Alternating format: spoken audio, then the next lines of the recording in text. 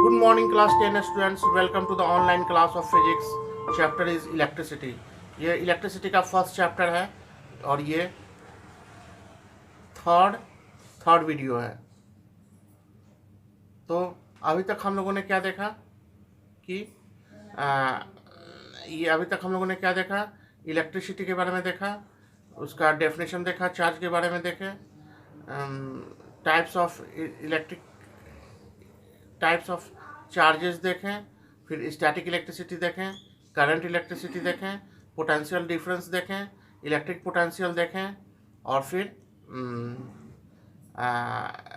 Volt meter देखें, ammeter देखें, और फिर डिस्ट्रीब्यूशन ऑफ ये कम्बिनेशन ऑफ रेसिस्टर्स देखें in parallel in series, proof करके दिखलाया मैंने।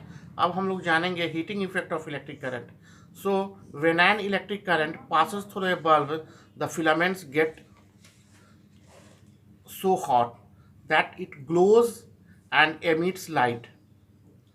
जब बल्ब से होकर के इलेक्ट्रिक करंट पास करता है तो क्या होता है, उसका फिलामेंट ग्लो करने लगता है, लाइट एमिट करने लगता है।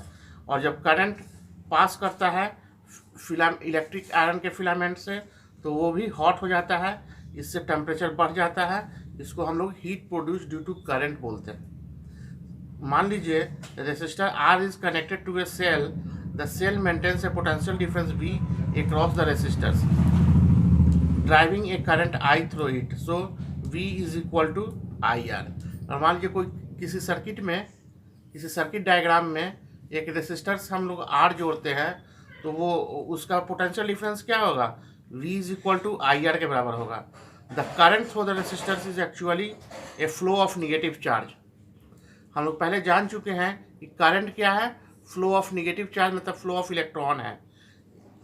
सेल के अंदर निगेटिव चार्ज फ्लो करता है from positive to the negative terminal. अच्छा, the cell does work done क्या होगा, उसका QV होगा, क्योंकि V is equal to W/Q होता है, तो W is equal to QV होगा।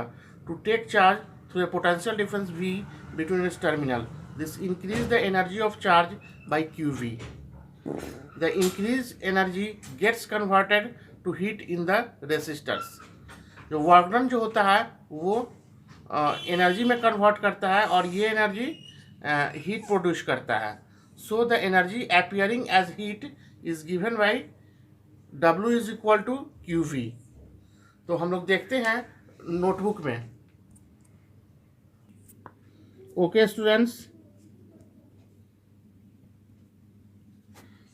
तो देखिए ये रेसिस्टर है, सर्किट डायग्राम में जुड़ा हुआ है, R रेसिस्टर है और करंट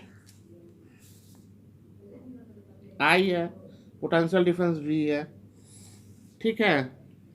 तो क्या होगा, V is equal to IR होगा। यहाँ पे लिख देते हैं heating effect of electric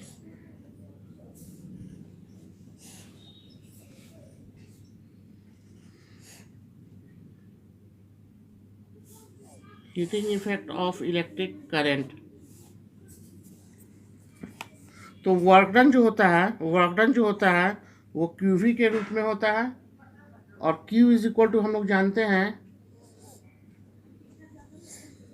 we know that Q is equal to IT, I is equal to Q/T, तो Q is equal to IT, ठीक है। तो work done is equal to क्या, Q के जगह पे हम लोग IT डाल सकते हैं, इंटू V के जगह पे हम लोग IR डाल सकते हैं।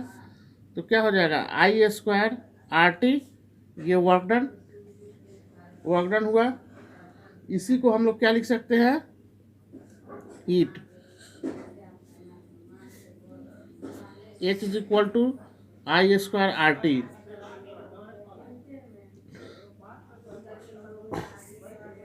We find that the heat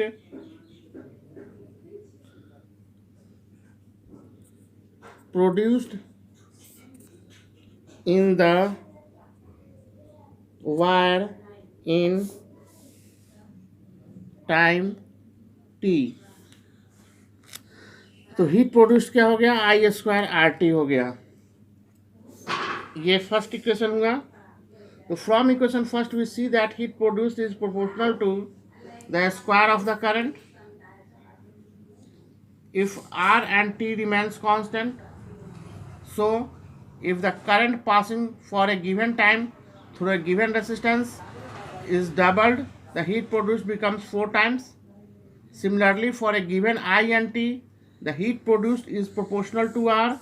If the same current I passes through 2 resistance in the given time, more heat will be produced. Can also be written as, हम लोग कैसे लिख सकते हैं, H इज इक्वल टू आई को क्या लिख सकते हैं, V बाई आर का स्क्वायर आर टी। तो हम लिख सकते हैं V square by R T. ये इक्वेशन सेकेंड हम लोग ऐसे भी फाइंड कर सकते हैं। For a given V and T, the time produced is inversely proportional to R. So, if the same potential difference is applied across 2 resistances, more heat will be produced in the smaller resistance. We have seen above that the increased energy of a charge gets converted to heat in the resistors. The increased energy comes